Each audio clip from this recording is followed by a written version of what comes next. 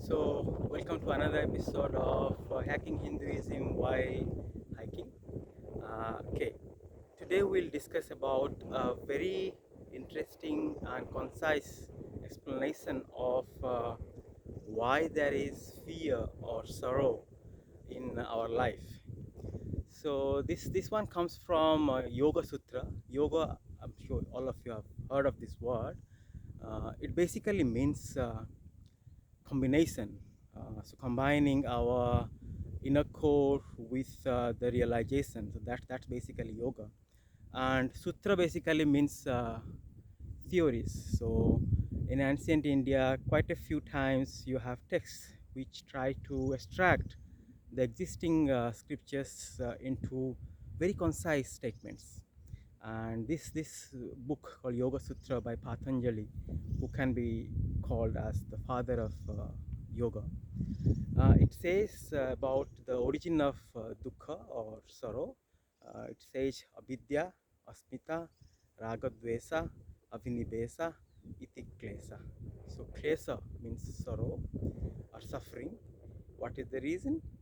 So end product is klesa or sorrow, right? And if you think anytime we have suffering or sorrow in our life, usually they are because of two things. Either we are not getting what we like, or we are getting what we dislike. Of course, you can do the permutation combination. There are four combinations. Either we are scared that what we have that we like will be snatched from us, or we are scared that what we don't like might come in the future, what we like might not come in the future, all those four things. And that's because we think that we are separate, we are individuals, and that is what the first thing is called avidya or ignorance. We think that we are separate entities, whereas, as we have discussed in the previous one, we are basically the culmination of everything there is. Like, if you think a little bit, both scientifically and non-scientifically, if you say so, uh, what exactly are we? You know, like me, Amit, or you, whatever.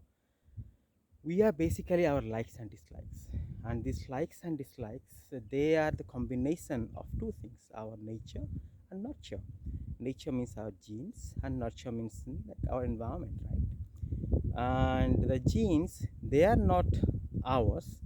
They have been passed on to us through generations of evolution, through millions of years. Nurture is also not under our control. So everything in the world gives the nurture component. For example, today I'm talking to you because I basically couldn't fly to India. I was planning to fly to India because of the Omicron. Flights were cancelled and I'm stuck. So I'm talking to you from South Africa. That is nurture. Like, there's so many things at play here. We can't pinpoint this is because of what this is. There is a causality relationship, but finding the causal chain is extremely difficult because everything is affecting everything else. So that is understood. So we human beings, our individuality is actually defined by our likes and dislikes. Our likes and dislikes are determined by nature and nurture.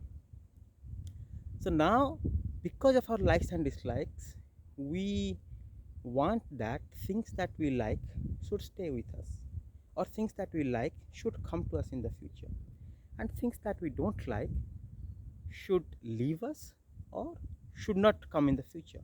So we want some kind of permanence. But if you think, everything in nature changes, including the sun and the solar system, they also change.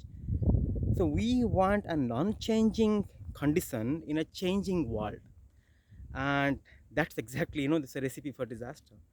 So logically speaking, this is what this sutra or this line says, that because we falsely think that we have our individual likes and dislikes. So our likes and dislikes are because of our nature and nurture, which are not under our control. And because of our likes and dislikes, we like things to stay the way they are. The good things should stay, the bad things should disappear. So, and because of that, of course, we have this fear of time, or the fear that things will end. That is avinibesa. Literally, it means the fear of death, but in a more generic term, it means the fear that the status quo will end. And that exactly is the reason for sorrow. And of course, you can ask, well, if you understand that, will our suffering end, our sorrows end? Understanding is one thing, but of course, that is the first thing. Then we have to feel it intuitively through our complete essence. We have to feel it, and that will only eradicate sorrow. There are two things, right? There is pain, there is sorrow. And when something affects you physically, you fall down, you hurt your knees, that's pain. But then you start thinking about that, that is another layer of sorrow. That is sorrow, and most of the times we have much more sorrow than pain. And it's a very famous saying from Oscar Wilde. He says that I have faced many sufferings in my life, some of them were real. So because they're basically saying that out of all the suffering, there are only very few which are real. The rest of the things are in our mind, and they are created by this chain of event: avidya, asmita, ragadvesa, vinibesa, itiklesa. So beautifully explained, that completely explains the origin of suffering. Thank you very much. I'm also giving the link to one of my blogs that explains it further. But again, there are so many explanations, talks by much more wiser saints on this topic. Thank you very much.